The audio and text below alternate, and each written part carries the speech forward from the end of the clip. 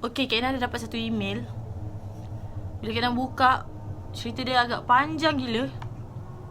And sebentar, panjang betul. And benda ni buat Kak Ina tertarik untuk baca ya. Walaupun Kak Ina tak suka membaca, tapi Kak Ina baca juga. Macam tu. So sikit je Kak baca. Hai Kak Ina, ni story khas untuk Kak Ina buat konten. Alhamdulillah. Bagi cerita ni pun saya ada pengajaran dia. Oh, silap nada. Bagi saya cerita ni pun ada pengajarannya. Bagus. Cerita yang ada pengajaran amatlah bagus untuk anda. Okay? Untuk kita lah, untuk kita. Benda ni baru je jadi dekat dia bulan 6 hari tu lepas raya. Maksudnya bulan 6 2020. Yes lah. Hopefully Kak Ina letak muzik seram-seram sikit buat jump scare banyak-banyak. Guys, jump scare alert.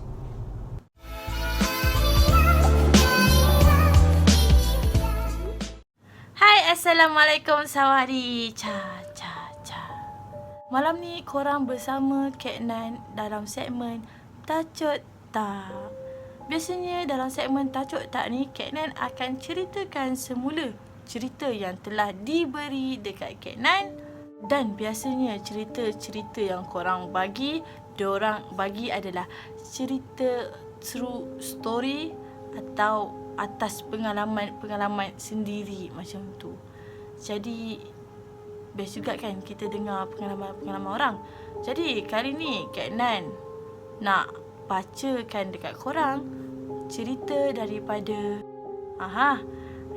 jejaka handsome ni. Ayo kita baca.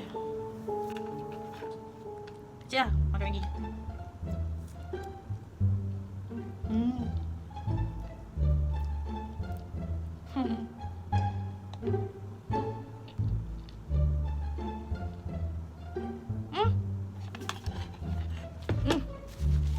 Salah. Sorry guys, terlupa teleka dan alpa bersama Maggie tadi. Maafkan saya. Jadi tanpa membuang masa anda, ayo kita baca, dengar, anda dengar. Kak nak baca, anda dengar cerita daripada Harry Yusri.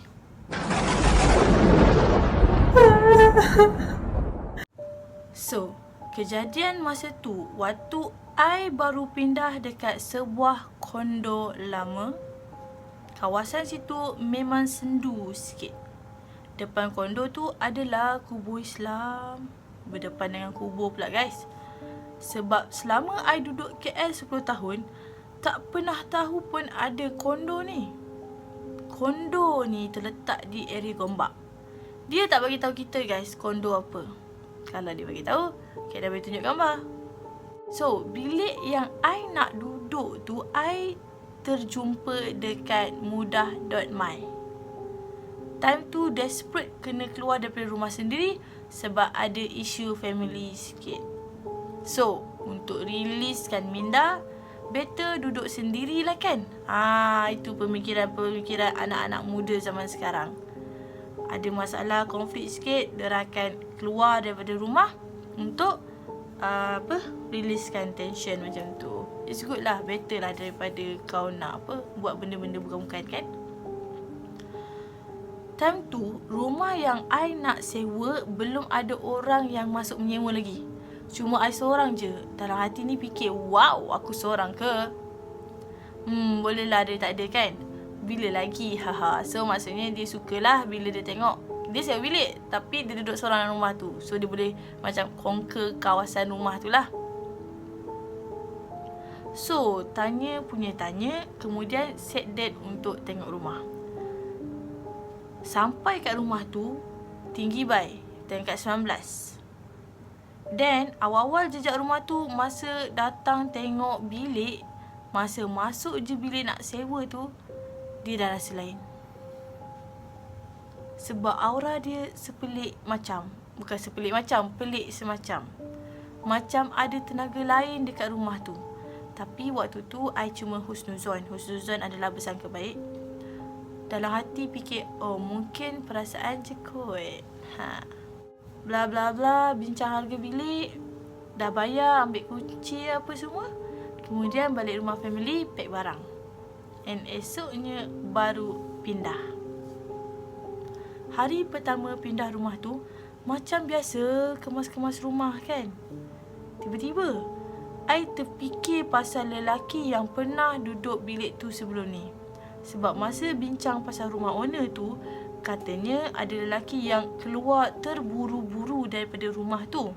Terfikirlah kenapa dia tiba-tiba keluar pindah kan. I pun chat owner, kenapa dia suddenly move, dia tanya. Owner tu cakap tak tahu. So I pun teruskan hidup kat bilik tu. Hari pun dah nak dekat maghrib, kemas tak habis lagi. Tengah nak tutup tingkap, tiba-tiba ada belalang masuk. Seekor belalang ni nampak halus je kecil. Kenan tak rasa itu belalang. Awak rasa apa? Awak rasa apa? Kita dengar dulu. I dengan tak fikir panjang, I pergi pegang belalang tu, I lenyek kat situ juga, lepas tu buang ke tingkap. Allah, dia lenyek belalang. Sedih. Lepas malam sikit tu, baru I terfikir, ini kan tingkat 19. Mana ada serangga naik? Nyamuk pun tak sampai. Kenapa belalang halus boleh sampai pula kan? Tak logik. Sudah. I dah fikir bukan-bukan. Tiba-tiba teringat mak pernah cakap jin boleh wujud dalam keadaan pelisik.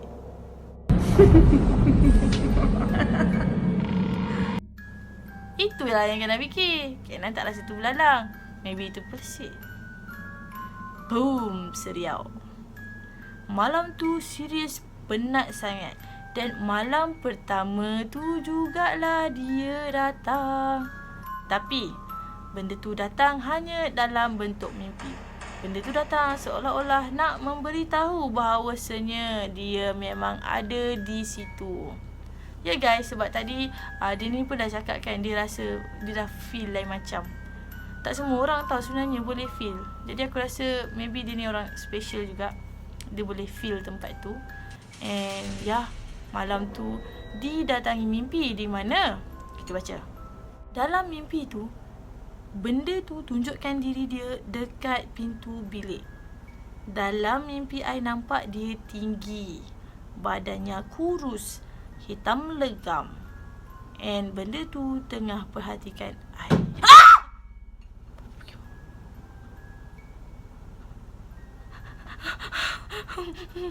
Anak tak suka ni, Allah berdebar. Sumpah.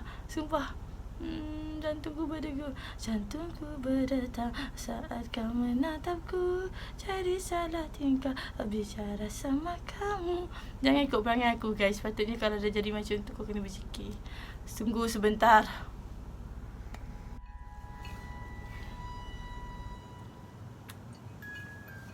Guys, I'm not sure bunyi apa. Tapi mungkinlah orang sebelah berantem maybe. I don't know. Time-time part macam tu pula kau nak berbunyi kan. Tapi tak apa. Keep fighting. Sekarang kau apa sekarang pukul 3 pagi. Kenapa Kenan kau suka sangat buat kerja malam-malam? Sebab siang waktu tidur guys. Okey, tak apa, kita teruskan. Apa yang dah di start harus dihabiskan. Esoknya hari kedua, I bangun kemudian terfikir, apa benda siap malam tu? But I husnuzon je lagi. Pergi kerja, balik kerja macam biasa. Tapi selepas balik kerja tu, I singgah rumah family jap. Diorang tanyalah semua okey ke? I cakap okey je. Lepas tu I ada bagi tahu situ ada belalang masuk. Diorang pandang I lain macam. I pun move on je lah, borak-borak rancak. Dekat 8:30, so I pun pilah balik rumah. Sampai rumah malam tu pukul 9. I nak mandi. Tengah syok mandi, I ada perasan ada benda datang intai kot tingkap tandas. I dah fikir lain dah. Sebab tingkat 19 lah. Tingkat 19. Siapa pula nak intai? Nak kata butterfly tak bisa naik tinggi-tinggi dong. Terus I cepat-cepat mandi, masuk bilik, kunci pintu. Lepas tu baring. Tingkat 19 sis. Orang tak boleh panjat kecuali si dia.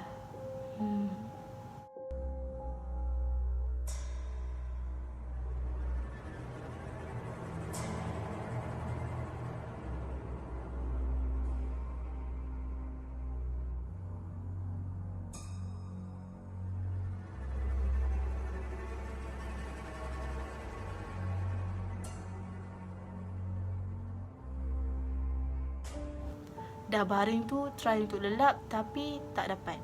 Badan gelisah semacam sampai pukul 2-3 pagi I tak boleh lena. Tiba terdengar ada orang tolak-tolak kerusi meja makan kat luar. Bunyi alikan perabot. Ada benda guys kat luar rumah dia tu. Bukan luar rumah, dekat depan rumah tu, dekat ruang tamu. Mula-mula bunyi alih perabot tu tepat-tepat atas kepala I. Kemudian bunyi beralih ke ruang tamu. Lepas tu beralih ke bilik hujung. Sayup-sayup dengar lama-lama tu hilang. Dalam hati macam cakap lah, jadahnya ni. So disebabkan penat sangat, paksa je lah untuk tidur. Alhamdulillah lena sampai ke besok. Guys, daripada cerita dia ni agak kuat orangnya ya. Sebab dah lah dia seorang. Aku terkejut lagi. So, dia seorang and bila bunyi-bunyi macam tu, dia just macam chill macam tu je. Kalau aku, macam tadi lah, terjerit-jerit lah apalah kan. Okay, kita sambung. Esoknya bangun, hari ketiga. I bangun, badan I sakit-sakit. Time tu pukul 7 pagi. Awal-awal lagi dah terbangun, tak tahu kenapa. Dah bangun tu lapar. So gila masak apa semua, dah kenyang, sambung tidur lah kan. Sebab hari ketiga duduk situ kebetulan I cuti.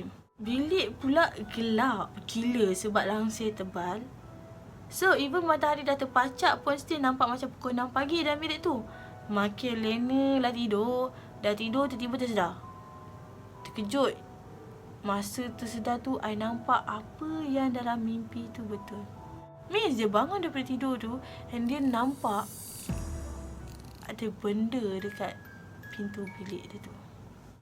Dia berdiri di bucu katil. Bukan dekat pintu bilik. Dia berdiri dekat bucu katil warna hitam tengah tengok I. Badan dia hitam, lepas tu macam ada asap-asap macam tu. Tak tahulah macam mana nak gambarkan. I macam mamai-mamai 50-50. Okay. Barai gila. Kejap. Aku meremang. Okay. Barai gila. Bila terkejut sangat waktu tu, I buka lah mata luas-luas selaju yang mungkin. And then benda tu hilang. Okay. Biasa guys. Untuk pengalaman Kak Nan and Kak Nan dengar daripada orang-orang lain pun, biasanya benda ni datang dalam separa sedar. Bila kita macam nak sedarkan diri, nak tengok balik kali kedua, memang benda tu akan hilang. Sebab tu bila ada video-video reaction yang Kak Nan buat yang hantunya betul-betul nampak real apa benda semua tu, Kak Nan agak sukar untuk percaya. Biasalah guys, bukanlah tak nak percaya, bukanlah macam apa nak kata kita ni betul, tapi kita percaya dengan apa yang kita nampak. Betul. Jam menunjukkan baru pukul 9.30 pagi. Awal lagi. Tapi memang tak boleh brain apa pun. Blur-blur. Lepas tu sambung lena. Lepas sambung tu lah I lagi kena teruk. I tersedar lagi sebab kena hempap. Masa kena hempap betul-betul I baring lurus je. Tengah gelisah, badan tak boleh gerak. Dan I tengok jam betul-betul tepat pukul 10.50. Dekat 10 minit bergelut dengan datang ni, baca apa pun tak jadi. Kena hempap tu seolah-olah roh kita terkeluar dari badan. Macam roh je meronta-ronta tapi jasadnya terpaku. Betul. Memang berat gila waktu tu. Tiba sekali dia datang, suara bisik sebelah dari kanan. And I nampak dengan mata I, even though sama-sama gelap, benda tu keluar ikut almari dengan merangkak.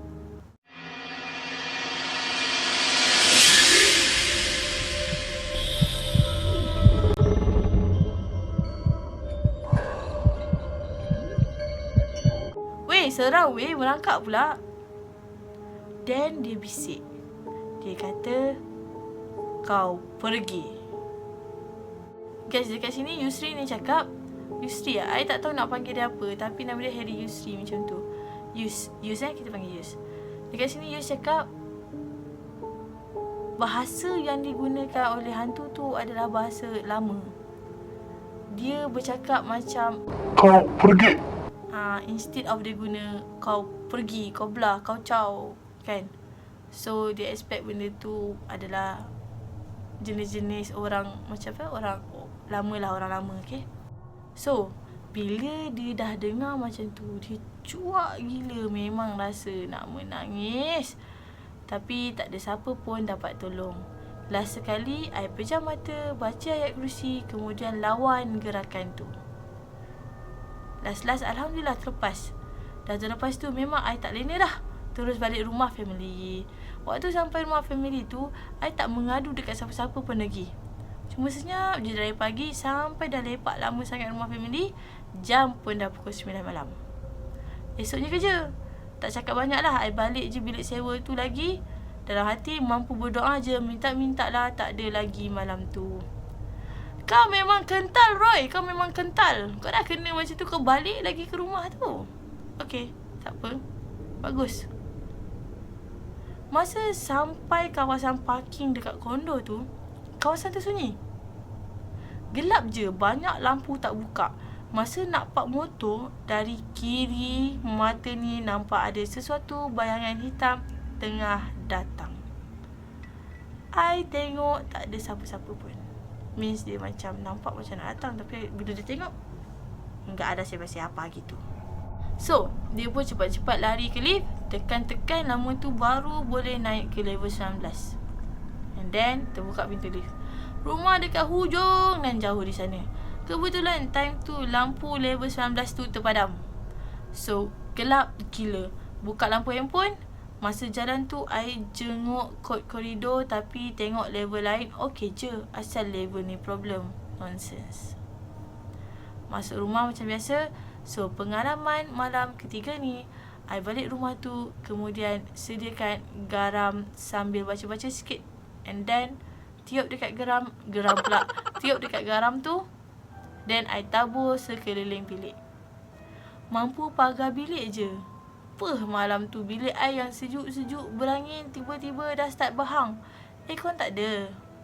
Berlampukan bulb dengan kipas je.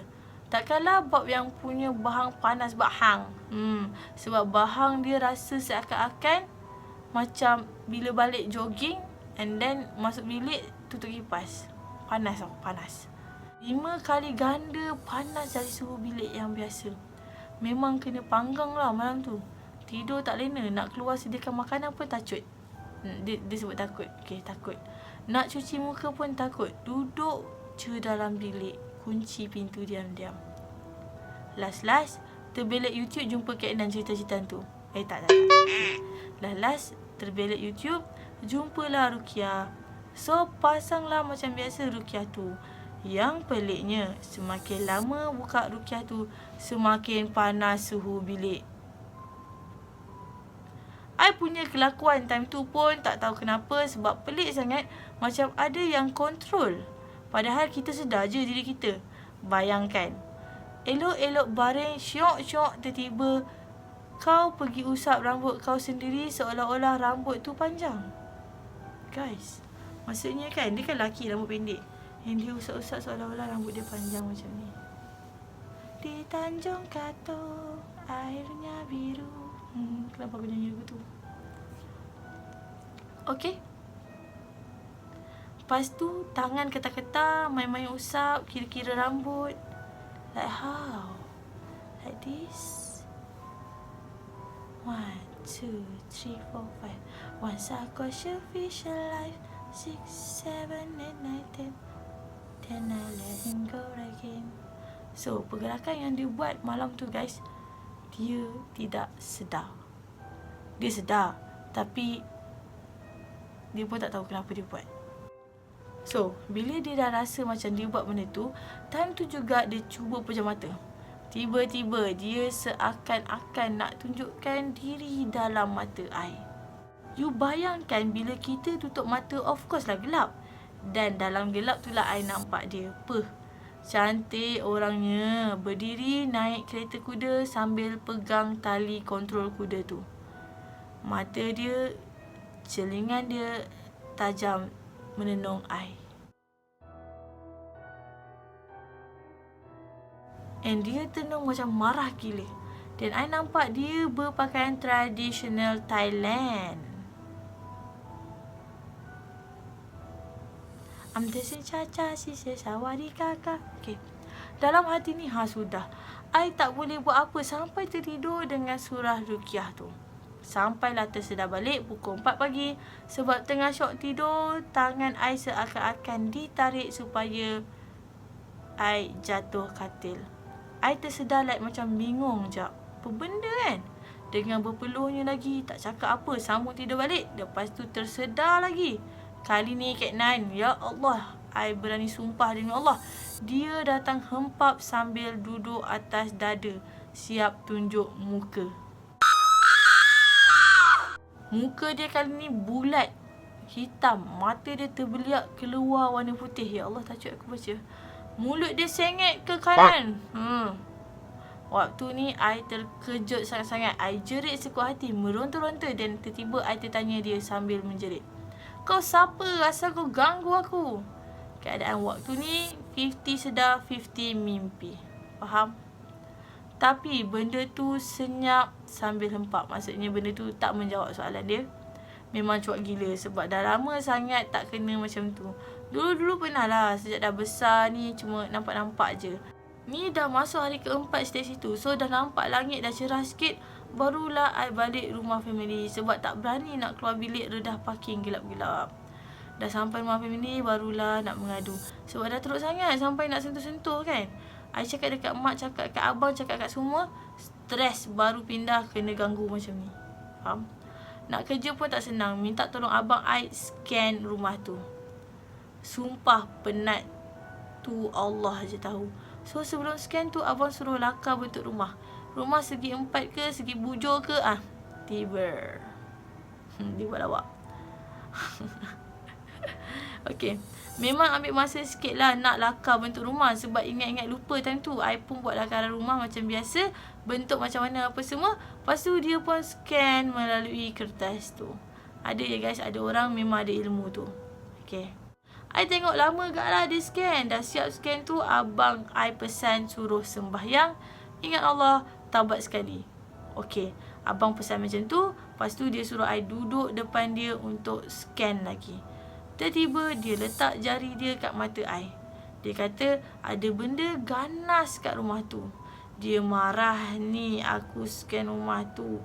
Dia marah kau pergi bunuh belalang tu. Belalang tu dia.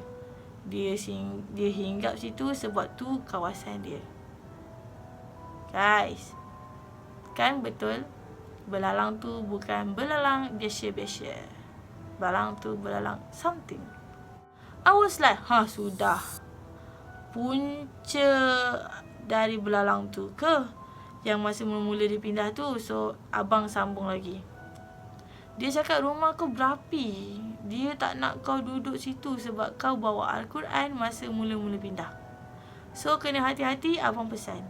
Lepas tu, dia bagi beras. Campur kunyit sikit. Lepas tu, dia baca-baca.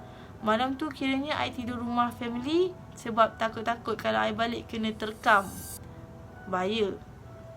Malam esok tu baru dia balik sana macam biasa sebab abang dia bagi job. Kalau bagi job maksudnya bagi apa, tugasan lah. Kau kena letak itu, letak ini. Okay. I dengar orang azan weh. Pukul 3.40 orang azan. Okay.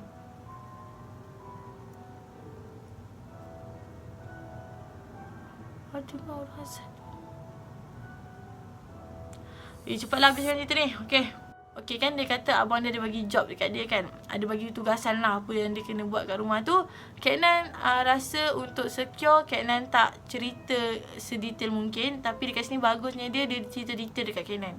Tapi Kak Nan tak dapat release kat korang Lepas dia buat benda tu, apa yang abang dia suruh, macam dia bukan benda pelik pun guys. Dia just like macam baca Al-Fatihah berapa kali. Lepas tu selawat. And then baca 3 qul. Macam tu je sebenarnya.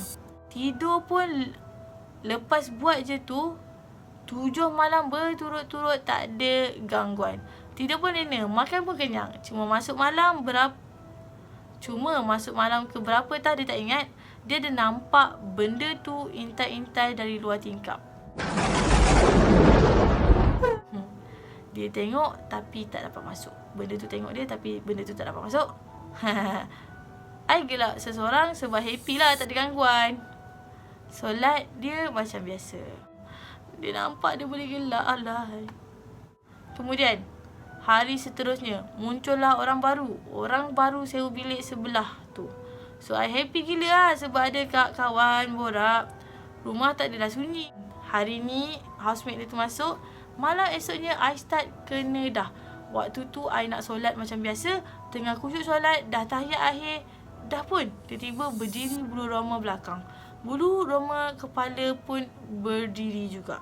Dan I dapat rasa ada sesuatu nak datang terkam dari belakang. Masa dia terkam tu, I dapat rasa badan dia tembus badan ni. Badan hantu tu tembus badan dia ni lah. Cuma time kena tu, I macam tertolak ke depan sikit macam tu. Hampir-hampir terbatas solat. Tapi I teruskan sampailah siap. Dah siap solat, baca doa, baca 3 kul apa semua. I tiup dinding sekeliling bilik. Lepas tu buat macam biasa. Okay, adalah benda dia buat. Esoknya I bangun. Okay guys, lupa nak bagi tahu. Dia ada tabur beras dekat setiap penjuru bilik dia tau. Adalah bilangan-bilangan dia. Okay, ini I nak cerita. Esoknya dia bangun, I tengok beras yang I tabur tu ada kurang. Kurang dalam 2-3 biji macam tu. And dia pelik, kenapa tiba-tiba hilang? I pun balik rumah family lagi and tanya abang dia. Kiranya selama I duduk sini memang tak ke mana pun live. Asyik ulang-alik macam postman. I pun tanya abang, kenapa lain macam sedangkan aku dah buat apa kau suruh tu dengan ikhlas apa semua. Dia terus jawab, dia cakap, kawan kau tu masuk rumah selalu tak bagi salam. Main masuk je. Aku macam mana kau tahu aku ada kawan? Abang dia senyap.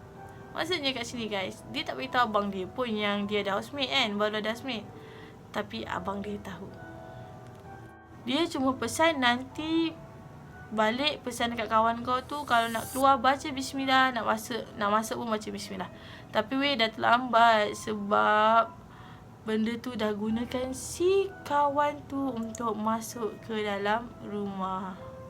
Maksudnya selama ni kan dia nampak benda tu kat luar. Sekarang ni benda tu dah boleh masuk. Keluar masuk rumah tak bagi salam, jin syaitan pun dah keluar masuk rumah tu. Dari situlah I start kena gangguan balik. Berhari-hari kan, sampai 2 bulan macam tu. Sampai dah lali.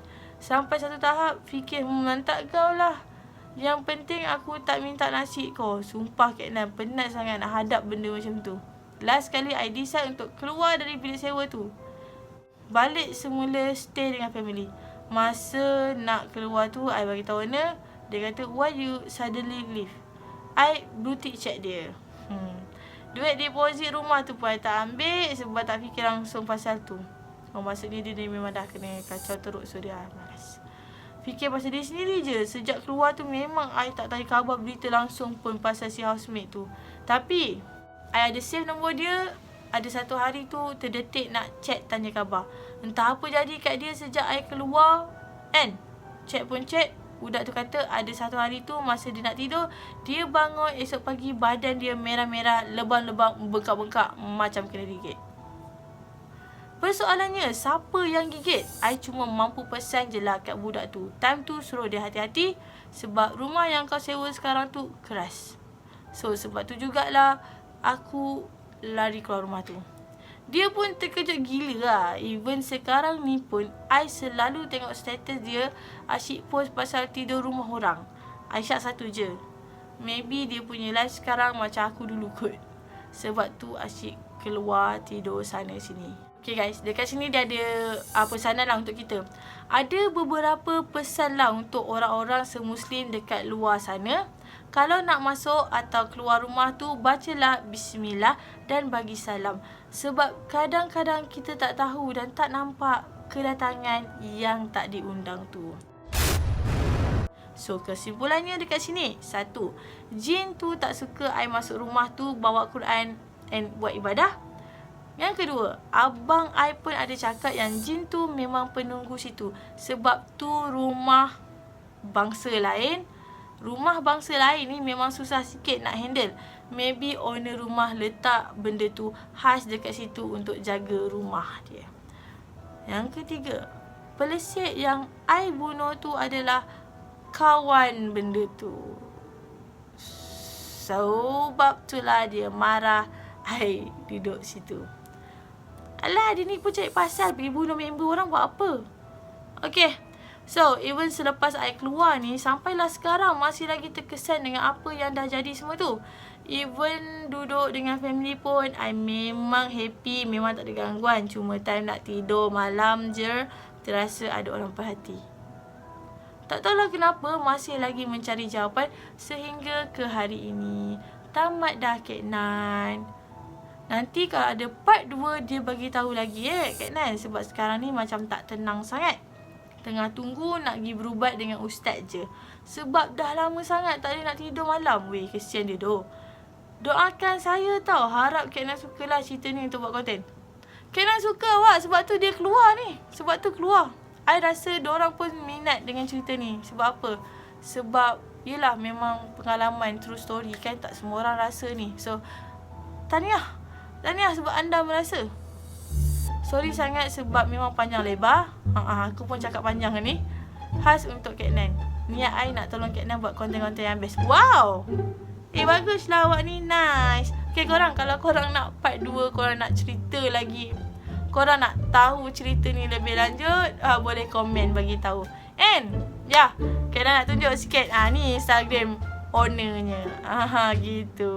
So guys, itu saja segmen Tacut Tak malam ni. Aku rasa muka aku pun dah barai. Sebab memang dah barai pun waktu-waktu ni 3.50 dah guys. And ya, tak nak cakap panjang. Kalau korang suka, please subscribe and follow Kak Nan dekat TikTok dengan Instagram. Thank you so much. Bye-bye.